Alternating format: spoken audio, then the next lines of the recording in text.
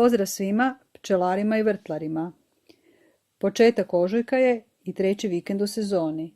Iskoristili smo ga da posadimo lavandu i ružmarin, očistimo podnice pčelama i naberemo vatovilac. Uživajte! Evo nas, ovaj vikend nam je avantura sadnja lavande. Nije rano proljeće, ali biljke su spremne za presaditi. To smo uzgojili prošle godine iz reznice. Dakle, one su krenule jako dobro, one su se ukorijenile. Ono što sam napravila sad prije presadnje, da sam im odrezala vrhiće, tako da bi biljka išla u grm. Ovdje smo formirali živicu pred 2 godine, ovo se sve primilo, ovo su sve biljke koje rastu, međutim, između hibiskusa izgleda jako golo i to je nešto što moramo ručno kositi, onda nek tu zarastu grmovi lavande pa će oni zauzeti mjesto i nećemo trebati to kositi. Lavanda je vrlo dobra za uzgoj ovdje i pošto imamo tu nekoliko grmova pred par godina posađeni, znamo da se neće smrznuti i da je neće biti ništa. Znači, lavanda ne raste samo na otoku Hvaru, nego raste i na kontinentu bez nekih većih problema. Ovo tu što je sjeno, to sam ja pripremila da se malo zemlja bude bolja, da se malo zemlja nahrani, pa dok nešto ne posadim, evo sad, znači danas sadimo lavandu. Evo glista, krasna glista, debela, lijepa, divna, već je aktivna. Budemo ju pričuvali da je baš ne. Što je bitno za lavandu? Lavanda ne voli mokro tlo, njoj korijen trune i smrzava se kad je mokro, pa ćemo pod lavandu svakako staviti nešto pijeska. Pijesak stavljamo pod korijen i malo smiješamo s malo zemlje, ne treba ga puno, naravno ovdje je kosi teren i neće se voda zadržavati, ali svejedno stavljamo nešto pijeska da ju sačuvamo truljenja. Znači, nikakve specijalne uputstva osim tog pijeska za lavandu. Evo, ona ima krasno korijenje, krasno se vidi. Znači, to je lavanda prošle godine iz reznica, uzgajana kod kuće, naravno na balkonu gdje drugdje. Evo ga. Znači, još malo pijeska da dođemo u visinu, nećemo ju preduboko saditi. Malo pijeska, malo zemlje, smiješamo i to nam je to. Evo ga, to je to, to je znači visina koja nam je dovoljna. Ili dubina koja nam je dovoljna i tu nam ide naša lavanda.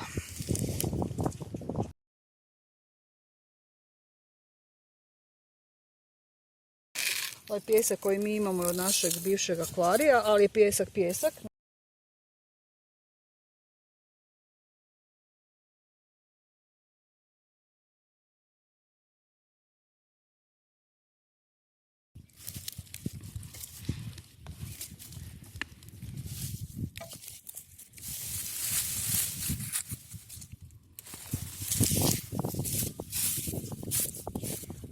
Znači, sad smo posadili naše lavande ovdje u red sa živicom. Ono što nam je bitno, znači ona će tu rasti, s ove strane joj je jug, ona je na odličnom sunčanom položaju. Ispod korijena ima pijesak, znači i zemlja je nagnuta, znači voda se ne bude zadržavala, ovdje će njoj biti čisto dobro.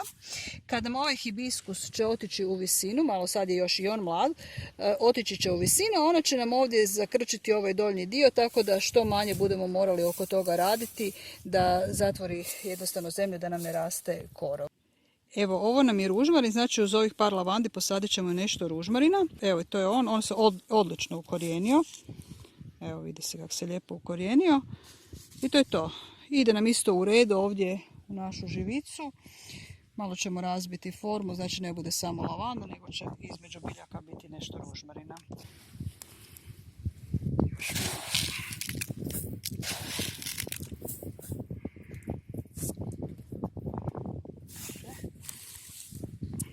Tako.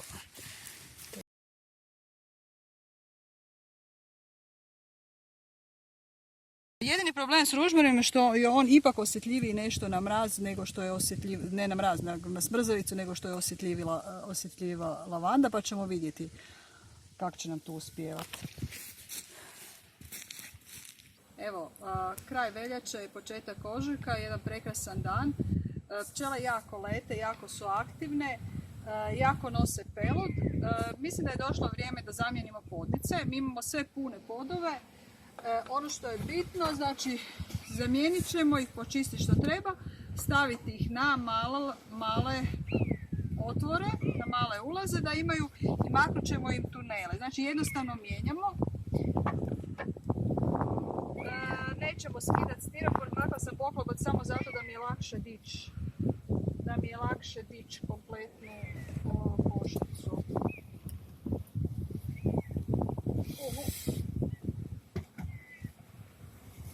Evo zašto je to potrebno napraviti. Ovdje se najbolje vidi. Ima dosta mrtvih pčela. Samo da vratim.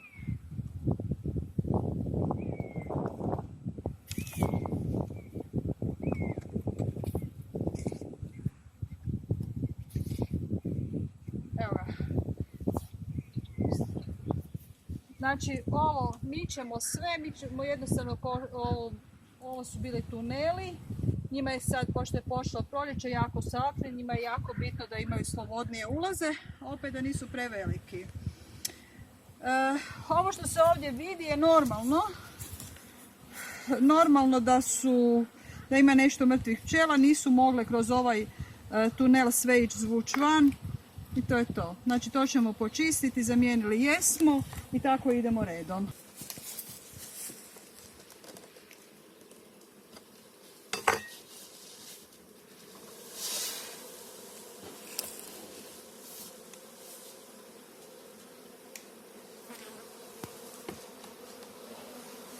Ovo je puno čišća, ovdje opet ima nekakvih mrtvih pčela, nečeg mrtvog.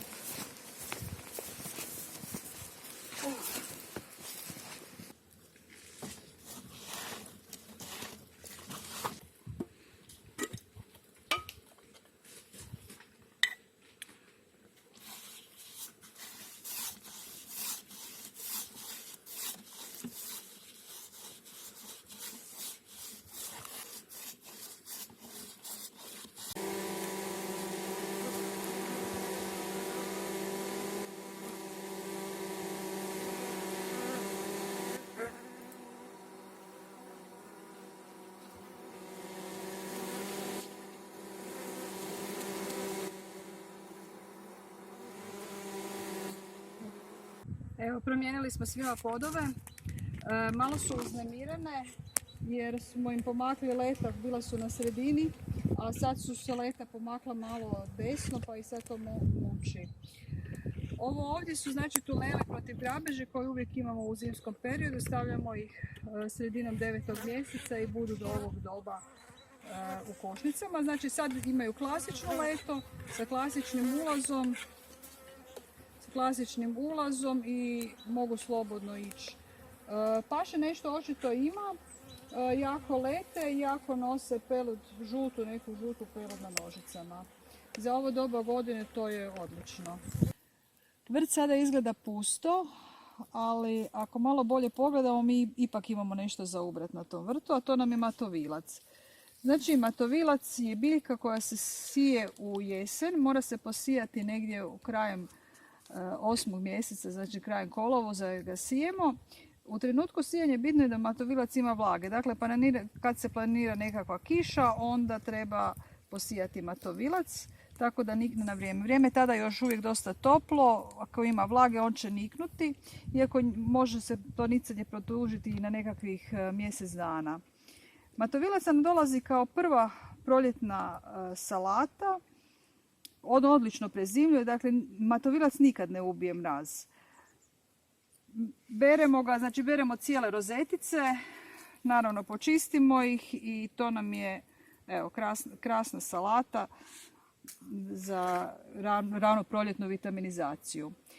Na ovom, nazovimo pustom vrtu, vidimo još svašta. Vidimo hren koji je počeo tjerati, znači ovo ovdje vidi se tu lagano korijen hrena, ovdje budu došlo ono veliko lišće. Ono što se još vidi se matičnjak. Matičnjak je počeo isto tako tjerati i vidi se blitva. Znači blitva dolazi kao dvogodišnja biljka, ona je prezimila, znači na kontinentu prezimi bez ikakvih problema. Ona je prezimila i ona sad tera lišće i bit će nam za jednu turu proljetnu berbu, bit će odlična, a poslije ide u cvijet. Ovdje vidimo još i češnjak koji je sađen jesenas, znači krajem 10. mjeseca je posađen češnjak kao ozima kultura. On im treba jako puno vremena da naraste, znači on će tu biti u uzgoju do nekakvog 7. mjeseca kad ćemo ga pobrati.